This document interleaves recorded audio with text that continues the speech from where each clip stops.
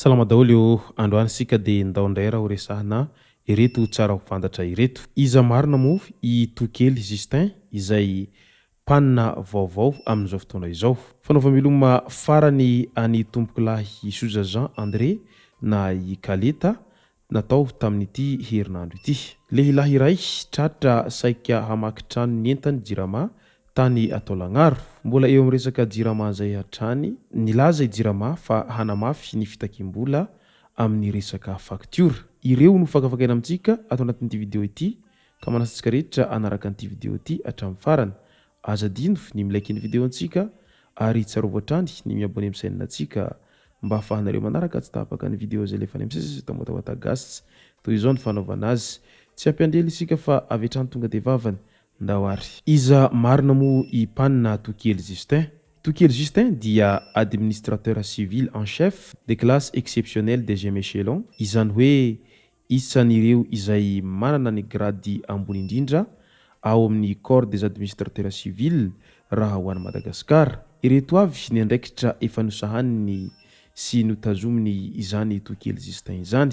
Membre du cabinet du ministre de la privatisation et du développement du secteur privé, sous-préfet de Fenurivest, région Analanjrouf, chef district d'Andapa, région Sava, chef district d'Ambilbe, région Diana, directeur de l'Institut national de la décentralisation et du développement local auprès du ministère de l'Intérieur et de la décentralisation, directeur général de l'Institution nationale de la décentralisation et de développement local auprès de la ministère de l'Intérieur et de la décentralisation, gouverneur de la région Sava, ministre de l'Intérieur et de la décentralisation, député de Madagascar élu dans le district de Sambave. Amin'izao fotoana izao izy dia sady député no lasa président Assemblée nationale de Madagascar.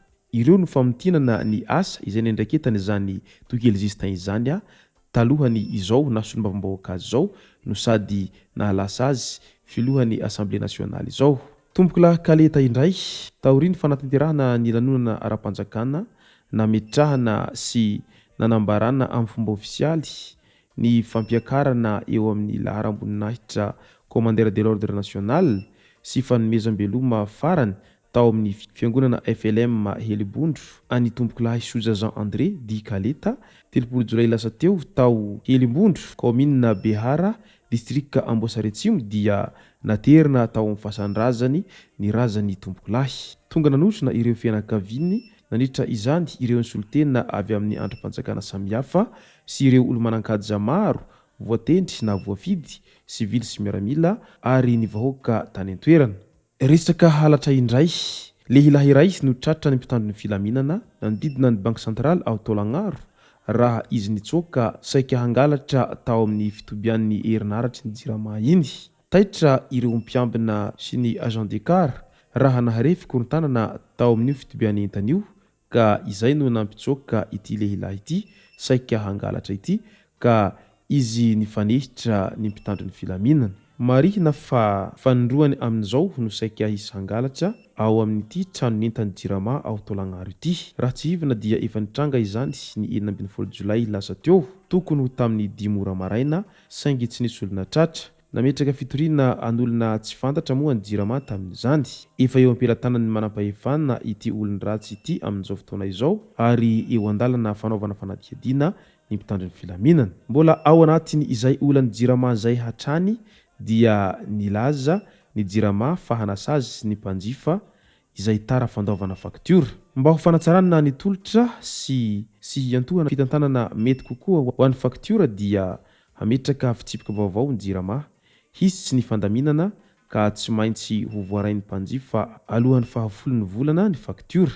Ny fimpitoana farany amin'ny fandaovam-bola dia hipetraka mazava eo amin'ny faktiora.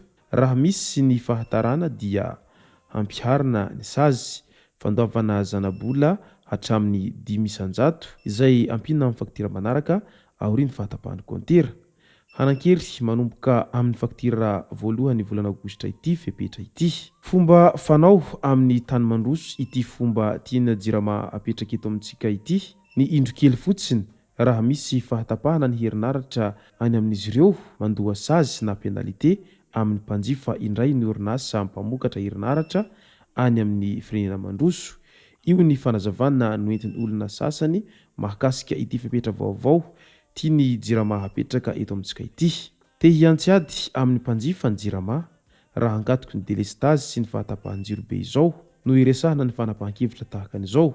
Io indray ny fanehoan-kevitry ny mpanjifa sasantsasany. Ny sasany moa dia manontany tena raha tena salama saina tsara ny tompon'ito sosikevitra ito hoy ireo mpanjifa izay tezitra mafy ary arantsika ito ny mety ho tohin'izay fandraisan'ny jirama fanapahan-kevitra izay. Any ambanja indray araky ny vaovao mihely ao an-tampon-tsiritsira Facebook ao amin'izao fotoana izao dia misy ireo zay mpanao an'irony charbon irony any anatin'ny ala arovana tany ambanja tany tamin'ity herinandro ity notratehaky ny mpitandro ny filaminana ary avy hatrany dia noentina nanaovana fanadihadiana any amin'ny tobiny izay mpitandro ny filaminana izay.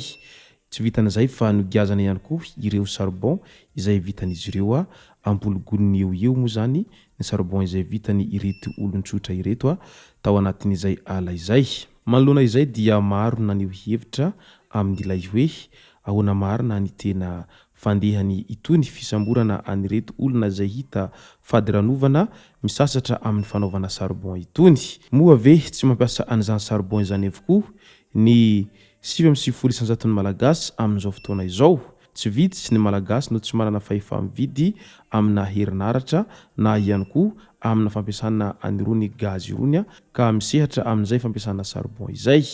Raha toa ka hosamborana mantsy ho ireo izay naneho ny heviny ireo izay mpanao charbon izay satria voalaza fa raha ny lalàna ny manapaka hazo amin'izay fanaovana charbon izay dia tokony ho rarana ihany koa ny olona tsirairay amin'izay fampiasana charbon izay satria raha ny olona tsirairay izay mampiasa an'izany charbon izany no voarara ary izay tratra mbola mampiasa an'izany charbon izany dia gadraina ataoko fa tsy ho hisy intsony ny olona hanamboatra an'izany charbon izany satria tsy ho hisy mpividy mantsy ny charbon amin'izay fotoana izay. Fa raha ohatra ka mbola mampiasa an'izay charbon izay ny olona tsirairay dia tsy maintsy misy foana ny olona hanamboatra an'izay charbon izay satria ny tsirairay mihitsy no mila an'izay charbon izay.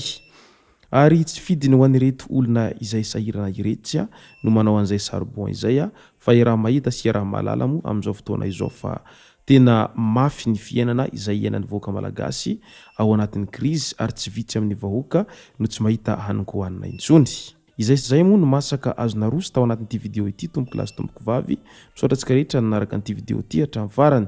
Azadindo ny milaiky ny video antsika ary tsarovo hatrany ny miabone amin'ny chaîne antsika mba ahafahanareo manaraka tsy tapaka ny video zay lefa any amin'ny sisy tao matahoata gasy.